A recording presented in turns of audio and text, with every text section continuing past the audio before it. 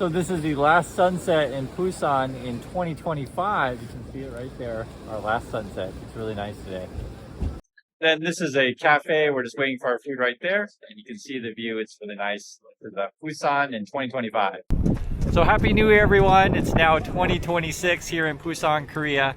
And it's a tradition to come and watch the sunrise on the new year. And this is what we're doing today. You can see more on our vlog channel, but just wanted to say Happy New Year and greetings from Busan. And let's jump right in. So first, this is from the White House. They're also wishing you a Happy New Year. Words to carry into the new year. And he says, America is so back, as he climbs up the short steps. Trump and the White House are also saying another day, another W. He's wearing the USA hat. And is it another W? I want to take a look at what Bloomberg is up to. They say, here's how the U.S. economy fared under Trump in 2025. Okay, we're going to take a look at some charts and some numbers. I also want to show you what the Trumpers are saying because they have we'll just say this, a creative view of what's going on. From Trump in the White House today, they say real, period, and a picture of a shark. And actually a video, if you want to watch a video, you can, but I want to go over this. And oftentimes people in our community say, Chris, I have MAGA people in my life. It's hard to talk to the MAGA. They don't understand anything. They get angry all the time, etc. And I just want to show you guys, I really understand.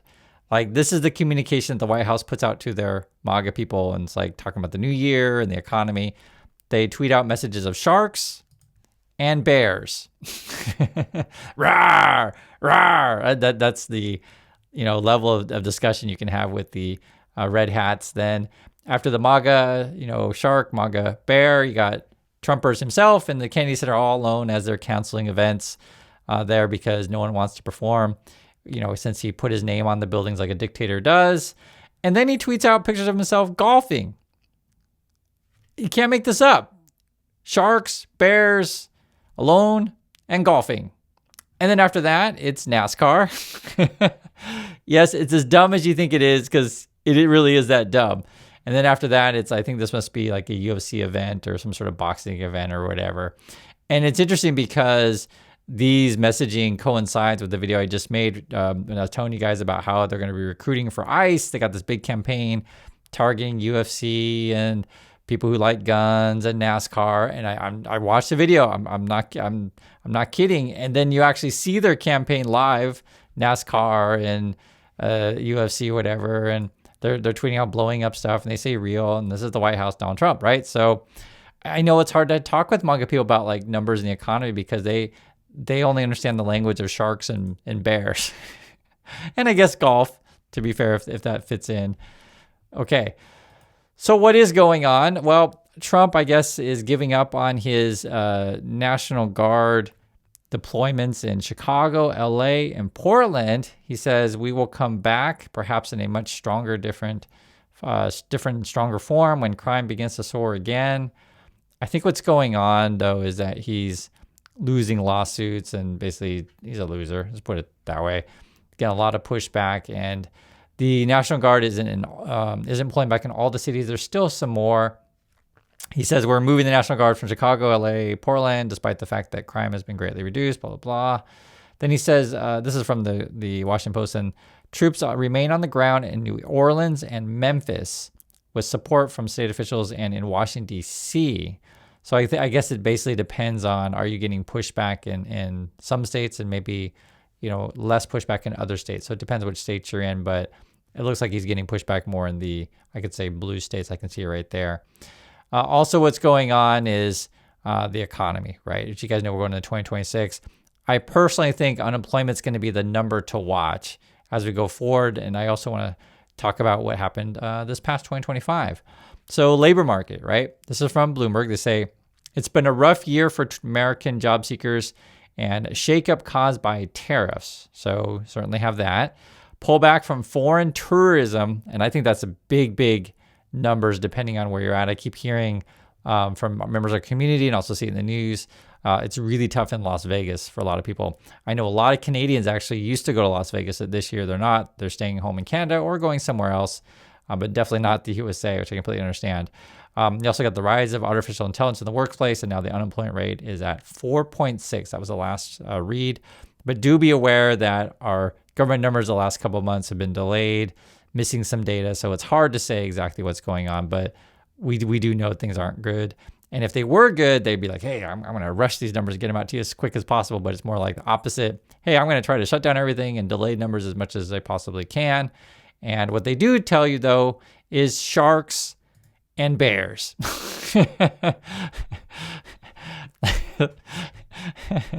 It is so stupid. How do we get on the sharks and bears timeline, guys? I don't know. But I try to show you what it is. And I know MAGA people won't understand any of this stuff anyway. It doesn't matter. They're going to talk sharks and bears. I'm going to tell you numbers and jobs. I think is more important myself. Hiring was tepid overall. And what job growth the U.S. did see was overly concentrated in healthcare and social assistance. And we've talked about this all along. I've said this for the last, couple of years, really. It's been like that. There's actually a shortage of many healthcare jobs. And then it also says, excluding that sector, employment actually declined this year. So if you didn't count the healthcare jobs, things are really in bad shape. Manufacturing sector has shed jobs for 7 straight months. And remember, Trump promised you all your factory jobs are coming back. Last 7 months haven't felt like that. They're losing jobs there. Again, unemployment's at 4.6. We're also looking at losing jobs. The numbers are, I'll just say this, according to at least Jerome Powell, that's over at the Fed. And I'll trust Jerome Powell any day over Trump and his people. Jerome Powell's like, yo, those government numbers may be overcounting by 60,000 a month. So he's basically saying jobs could be downside 60,000 a month additionally to any numbers you're getting from the government. So that is a real serious concern. And I think I could keep saying going into 2026, we'll see January, February, if indeed companies continue layoffs, it could get real ugly. You also got this, those with jobs, so if you are working, saw their wage gains cool, okay? Meaning that your increase in salaries is just not keeping up with costs. Now, it is true that there is a possibility you might have gotten a raise this year. Some people have said that, right? The problem is, though, let's say you didn't get the raise for the last, 9 years. It's still not enough to keep up with the current costs. And anyone who just, goes to the store, sees the price of houses, looks at rent, look at the price of cars, et cetera, you know the stuff. Stuff's expensive. And when you talk about expensive, it's, based on how much you're paid. And I want to hear from you guys in the community. I don't tell you what your situation is. You tell us, and we share information on this stuff. And if Trump or anyone, doesn't matter, not just Trump, if people are indeed caring and good leaders, they listen to the people in their districts, in the nation, right, in various states, and work with people to solve problems. That's how this game should be played. Trump just tells you what he thinks is going on and, does talk to their base, to be fair, sharks and bears. And let's give it. And also don't forget NASCAR and I guess UFC or whatever, right? That's a language that his followers understand. So there's that. What's going on with consumer prices other than sharks and bears? The basic story of inflation this year is that it hasn't budged all that much, right? After coming most of the way back down from the peak of the pandemic years, it remains higher than what Americans had gotten used to in a decade before that. So this is your inflation chart, right? We had a lot of problems with supply chains during the pandemic, as you guys all know. It was all around the world. It was a pandemic. It was a crazy time. Inflation then has sort of been steady, and it's I don't think it's going to get to the 2% that the Fed wants. I think we're closer to 3%. And it's also going to depend on which category you're looking at, because when you calculate inflation, you look at a lot of different things. But just for example, let's say the price of TVs goes down. So that's maybe one of the things in there. But you're not going to buy a TV. You already bought a TV, right? There's no demand for that. But say if you look at like price of electricity, you're like, dang, that stuff's going up, because you pay your electric bills every month, right? Same way you go to the grocery store, either daily or weekly or whatever your situation is, how much food costs. It is true. Some of the gas prices are coming down. That could be due for lots of different factors, be it as OPEC, putting out more. Are people traveling less because they don't have any money to go anywhere? Any number of things. But there's lots of different things that you can factor in. And so I can see the numbers for myself. It depends where you're at also. So if you're like in your Texas or whatever, so this would be in the AAA chart. So that would be blue states here, but just in the AAA chart. The lower end would be maybe, say I can see the lowest could be maybe 225, something like that. High end could be 441, something like that. So it all depends on your situation. So, when I tell people, say that if you live on the West Coast, that, hey, gas is $2 somewhere, you're like, what are you talking about? You never see that. So it all depends on your situation. You also have this, the tariffs are still elevated. You're looking at very high levels. And if you remember, history, it's important to know this stuff. High trade barriers, horrible presidency that led us into the Great Depression, essentially what we have right now with Trump. And you also got this absolutely insane bubble market. So it's setting us up to a very similar situation that we saw 100 years ago. And we're going to see, all the warning signs are there. And that's why we track this stuff all the time. The Trump people, they'll say, well, no. We're doing great. There's all this investment, right? But most of the investment in the country these days, much of the business spending, the CapEx, right, capital expenditure, is building data centers. That's basically what it boils down to. And a lot of this stuff is circular financing, right? One company gives another company a bunch of money. That company then says, okay, I'll buy it from the first company. And then they all borrow and raise money, et cetera, and they buy from each other. It's circular financing. And this is unsustainable. And if the profits don't end up being there, because basically what it is, I'll make it as clear as day. Most people who use the AI service, stuff like that, use the free versions. And you guys can let me know if you subscribe to these things or not, but most people are using the free versions. And the idea is that these companies, be it your ChatGPT or whatever, are saying, well, eventually we need to get everyone on the paid plans, and we're going to make boatloads of cash. And you're like, okay, great. I'll invest. And you're like, when do you do that? Well, maybe 2030. So that's kind of the projections that they'll break even in 2030. So we'll see. That's kind of a trust me bro scenario. I'll say this. There is a possibility they could make more money if they get those government contracts or those big corporate contracts. And the government contracts is the big one. And that's why Elon Musk is fighting over that stuff. And Musk has already gotten some military contracts, those kind of things. And then it becomes all a big grift. If you understand how this game is played, hey, every soldier gets, Musk's Grok or ChatGPT, and then ChatGPT's go, oh, wow, fantastic. We're getting all these government contracts. It's who do you think pays for it? You, the taxpayers, of course, right? That's how that game is played. Now, I think some companies may enroll their employees in that, but how many private users are actually going to subscribe to these things, especially with the economy taking a downturn, that remains to be seen. So this is what it is. And this chart's really interesting because it shows investments in computers and software. That's the black line. And then everything else is the yellow line, right? So it's kind of similar situation in employment. Much of the jobs are in healthcare, but a lot of other things are declining.